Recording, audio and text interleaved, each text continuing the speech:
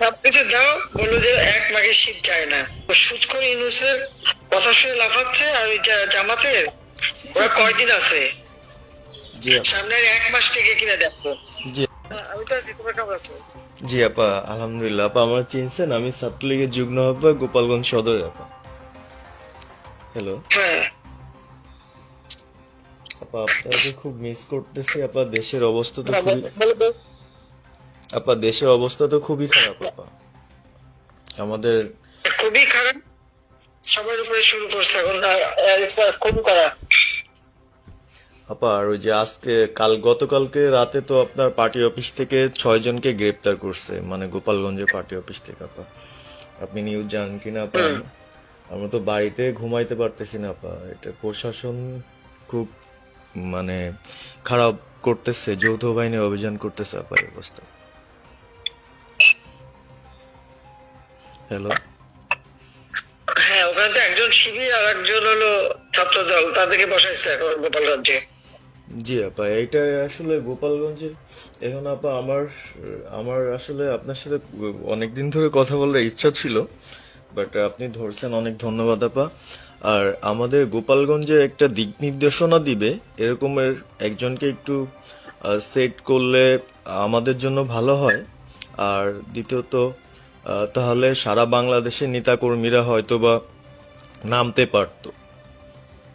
হ্যাঁ, একজনের নাম বলবা, সাথে সাথে তাদের একটা মামলা দেবে এবং গ্রেপ্তার করে নেবে। ও, তাহলে তো ওইটা আসলে, তাহলে তো সেটা তো আসলে, তাহলে আমাদের কোন দিকে যে যাব আপা আসলে? না, নিজেদেরই করতে হবে, যে জায়গায় যার অবস্থান থেকে কাজ করতে হবে। আপা, আমার ইউনিয়ন হলো বুড়াশি ইউনিয়ন। এই যে আপনি যে নৌকায় করে চলতেন, মানে যে রাস্তা দিয়ে যেতেন। হ্যাঁ, আমি চিনি। জি আপা। তো যার যার এলাকা নিয়ে সে কাজ করতে হবে, আর সবাইকে সাবধান করতে হবে। আর এই গোপালগঞ্জ যা বলছে, গোপালগঞ্জ যখন হাত দিচ্ছে, তো গোপালগঞ্জ যে হাত দেয় তার কিন্তু হাত পড়ে। জি আপা, জি আপা, জি জি গোপাল। গোপালগঞ্জে হাত দিলে এটা ভালো হবে না। জি আপা। আপা, আপনি ভালো আছেন তো আপা? আমি ভালো আছি, আমি ঠিক আছে। আমি এই যে কথা বলছি সারা বাংলাদেশে, কারণ কালকে প্রজ্ঞাপন দিছে জি আপা।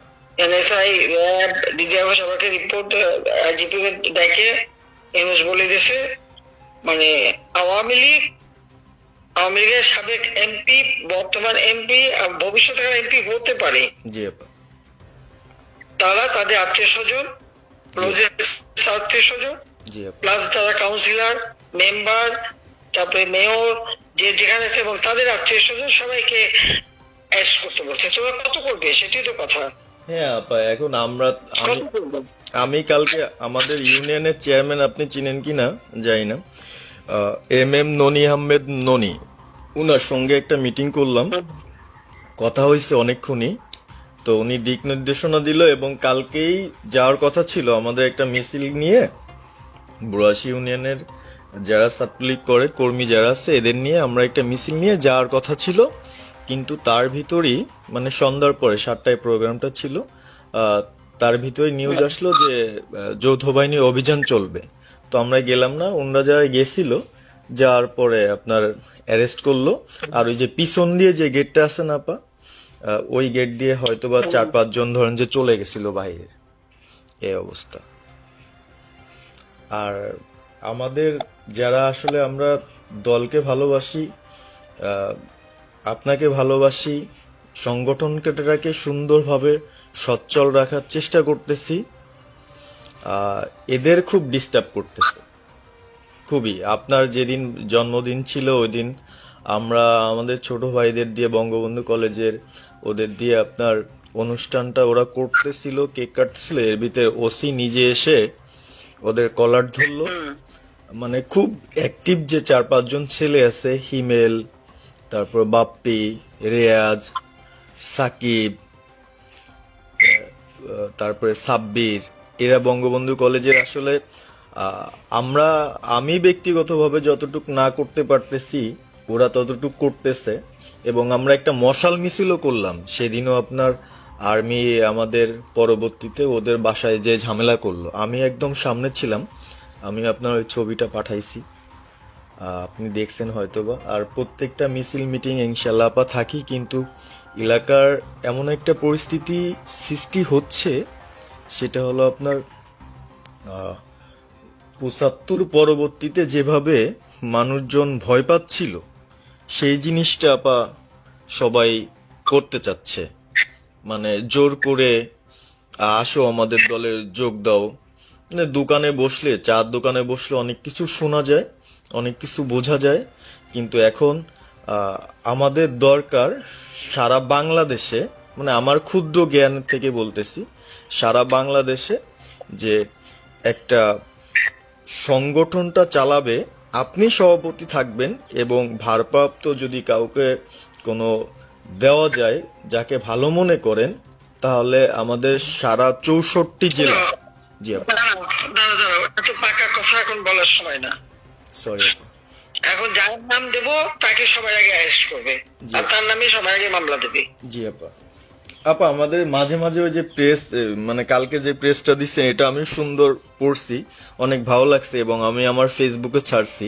হ্যাঁ, ওটা আমি নিজে দেখে দিছি, আমি কারেকশন করে দিছি এবং আমাদের ফেসবুক ওটা দেওয়া হচ্ছে, ওইভাবেই যাবে।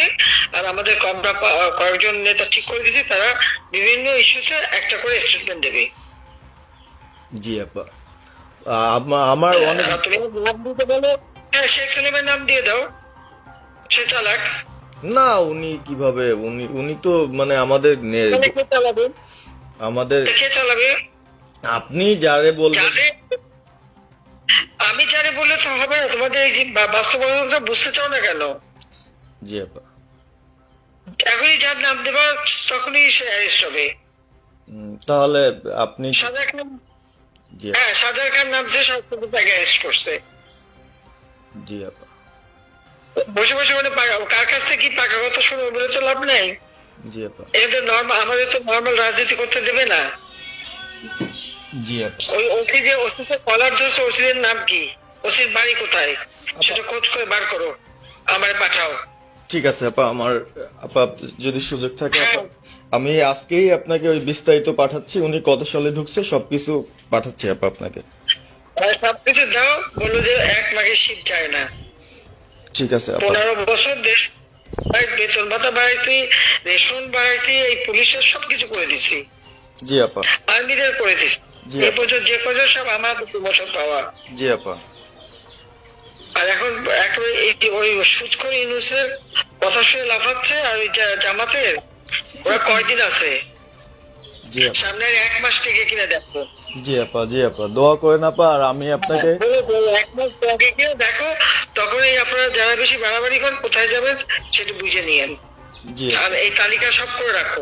আপা। আর যারা যে ঘর বাড়ি ভাঙা পোড়ানো তাদেরকেও হিসাবটা নাম রাখো, এবার যেন ভুল না হয়, পরে এর চাচা, ওর মামা, ওর শ্বশুর, ওর শাশুড়ি, এইগুলি যেন না হয়। আপা এবার গুইনে গুইনে গুইনে গুইনে হিসাব নেওয়া হবে। জি আপা, জি আপা। আমি গত 2001 কিচ্ছু বলিনি, আমি 2009 সরকার এসেও আমি ওসব কাউকে কিছু বলিনি, আমি দেশের উন্নয়ন করছি। আল্লাহ এরপরে যদি আল্লাহ যদি সুযোগ দেয়, তার আগে যারা আমার নেতা কর্মীকে হাত দিচ্ছে, কোপায় কোপায় ছাত্রলীগে মারতেছে, প্রত্যেকের এক একটা শিক্ষা আমি দিয়ে ছাড়বো। আর আমি যেটা বলি আমি তা করি।